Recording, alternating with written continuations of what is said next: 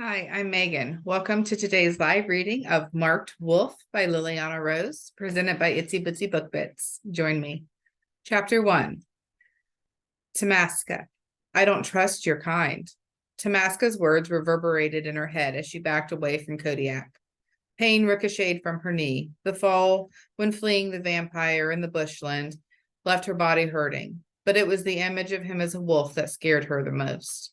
Kodiak moved closer to her. She shook her head, everything shrieking in protest as she staggered away. You don't mean any of that, said Kodiak. I do, replied Tamaska. Kodiak wasn't just something she didn't believe in, a shifter. No, it was worse. A dog, wolf, in her brain canines were the same, something to be feared, hated. Creatures who wanted to destroy her almost as much as the vampire. A laugh, hysterical and wild, bubbled up, but she swallowed it down. Vampires, shifters, what was next? Things that went bump in the night? No, if she let herself laugh, scream, or cry, she'd lose her very mind. I do, now leave me be. I never want to see you again. This time she turned. His stare burned into her back. An unexplainable need to stop and go to him grew inside of her, but there was no going back. She had to get somewhere safe, whatever that meant. Somewhere safe, somewhere she could lick her wounds and formulate a plan. The noise of Sydney's inner city called to her, as if it could take her away from her living nightmare, take her into the hands of safety, where reality was as it always had been, boring, safe, mundane. Tamaska. She closed her eyes at the quiet command, the plea to hear him out. But how could she do that? Her entire life had spun out of control the moment he'd stepped into it as part of the team hired to protect the cursed Blood Opal. Since then, the opal had been stolen. Someone had stalked her, and she had slept with this man, given him something, a piece of herself she'd never wanted to give, only to discover that he wasn't a man at all. Kodiak was a monster, a reviled thing, and she was losing her mind. How could any of this be real? She limped across the scrub to the openness of the grassed area of the park, the boundary before the rising apartments and busy roads. Sydney's landscape erupted into high-rise buildings and congested roads with thousands of cars. The scene sent her sense of relief through her. She rubbed her wrist as it throbbed from the impact of her earlier fall. What had she seen? It couldn't have been real, but it had been, real as she was. Hadn't it? The further she walked away from it all, the more it wavered in her mind. The real world, the grass, the trees, planes overhead, the high rises and the harbor bridge, the traffic and the people. Normal, regular folks. Her head throbbed as reality took a beating. She'd witnessed fur turning into skin, paws morphing into hands, bones cracking, and so much more she wished she could unsee. A couple strolled past and their gazes caught on her. Christ, she probably looked like a mess. Tamaska raised her hand to brush her hair back to smooth it, and to her horror it shook. Dirt and something dark like blood was smeared over the back, the scratches a vivid red.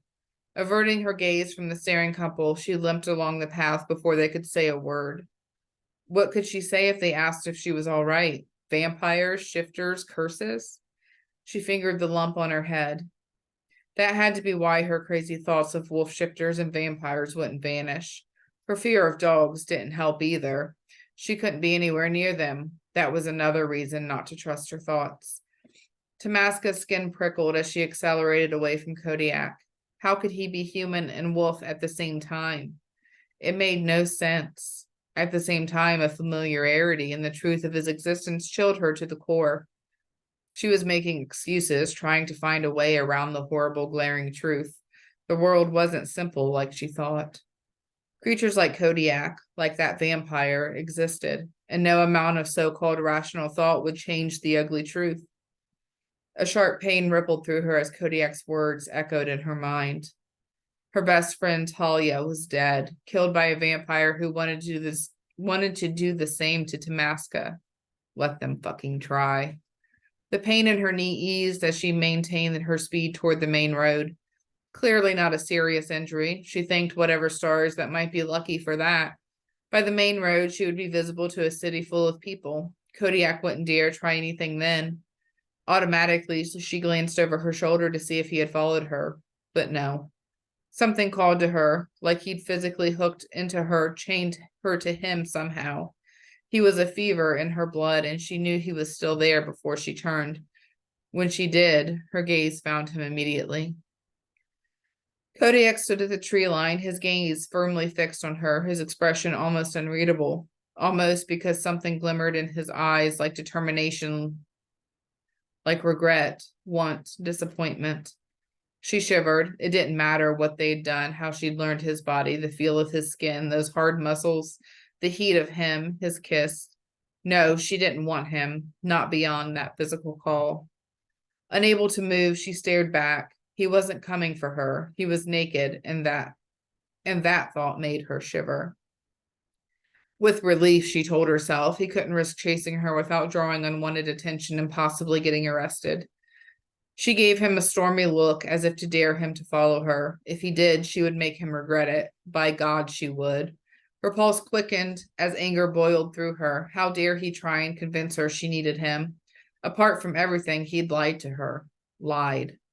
About who he was, what he was. Oh, all the arguments sounded in her head, but none of them made up for the lie. Yes, she tried to justify and think around the truth that made no sense. Yes, she understood that if he'd told her what he was straight out, she wouldn't have believed him until he'd proven it. But he waited until he'd gotten her guard down, until he had her, stirred feelings she didn't want in her, made her long for him, or at least the idea of him she had in her head. And now he what? Wanted her to think she needed him, a creature she hated, a man she didn't trust? No. Tamaska would find the blood opal herself and get out of this fucking mess she was in, all on her own.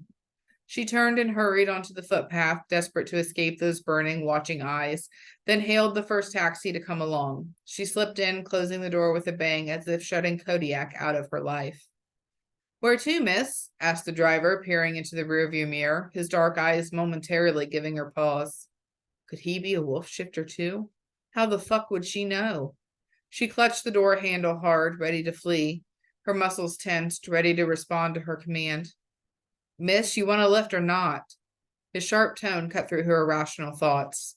Tamaska forced herself to gain control, to grab onto reality, the new reality. Not everyone was going to be non-human. She glanced down at her scratched hands. Where did she want to go? She was here in a damn taxi, and she needed to solve this problem. There was only one place she knew she might be able to find answers. She lifted her gaze and looked back at the driver. To the Blood Moon nightclub. The words came from her mouth, firm and cold.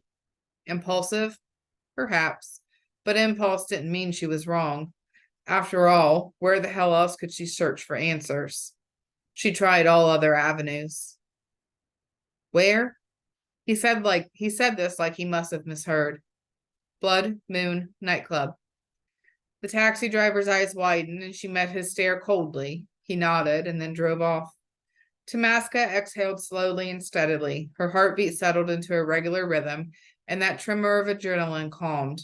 What she needed to do was think, and to do that, she needed this calm. It was daytime. Day.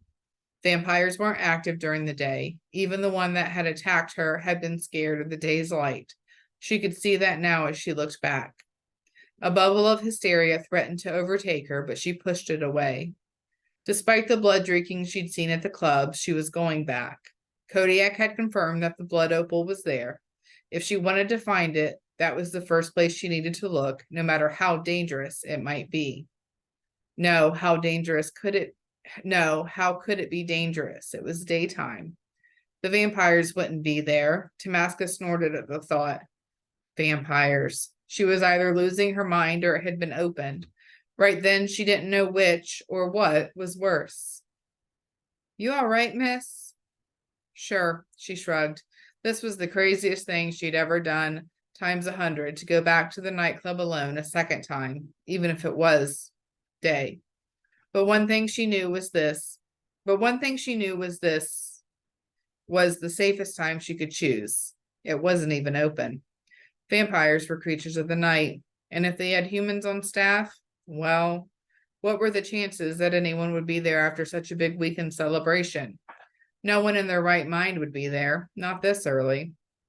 Might not be early in the grand scheme of things, but for someone who lived a literal nightlife, it was. Heck, even she could use more sleep. In normal circumstances, that's where she'd be, tucked up in bed, instead of whatever this was.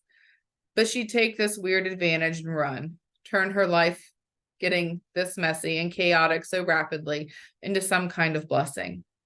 Tamaska wriggled in the seat, impatient to get to the club. How much daylight was left? 5 hours, maybe? Surely that would be plenty of time to look around before dark. She chewed her bottom lip, the surroundings through the window blurring. The image of Kodiak changing forms had frozen in her mind. It can't be real. But it was, and she wasn't a weakling, wasn't one who shied from tough truths or difficult things. And this? Tamaska closed her eyes, squeezing them tight as if to push away what she'd seen. If only the simple action could push away the image forever. The mental battle fizzled out as she shifted her focus to finding the blood opal. You going to pay? Asked the taxi driver. Her eyes flicked open. The sight of the Blood Moon Club set her stomach roiling as memories of the blood drinking filled her mind. The old warehouse looked black even during the day, as if it harbored dark secrets. Her blood pounded hard and fast through her veins, hammering in her pulse points as she reached again for the hard-won calm. Don't tell me you don't have any money, he frowned. Hang on a minute. She fumbled to unlock her phone and paid the fee for the trip. Ironic that she had to pay her way back to a place she never wanted to return.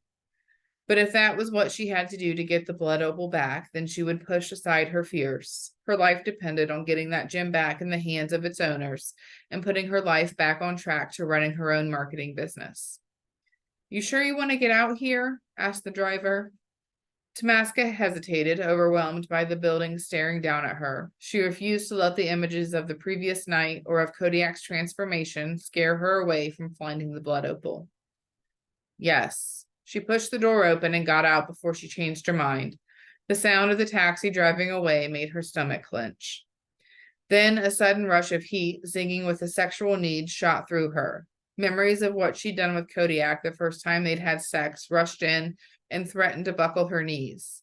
How could it be so good when he was everything she hated? She put her hand on her belly. Things had been going so well between them. The connection had been strong, and she'd started to allow him into her heart more than she should have. The taste of acid rose fast to her mouth. She bent, resting her hands on her thighs as she fought the nausea threatening her. But as she breathed, that wave passed, and she slowly straightened, hating the sensitivity suddenly taking up residence in the pit of her belly. She couldn't even blame her sickness on being drunk. It was good that things had ended with Kodiak. He was a dog, not to be trusted. As much as she didn't want to believe it, she did. She had seen it with her own eyes. But one thing she knew, she was never going to allow him to get that close to her again.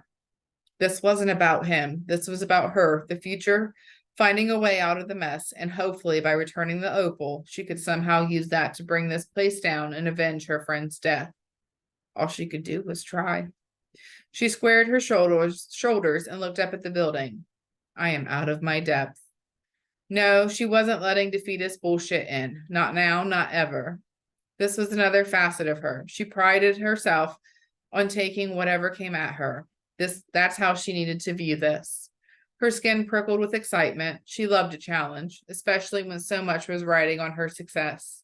If she was going to find the gem, she had to think of a way to get in without being seen.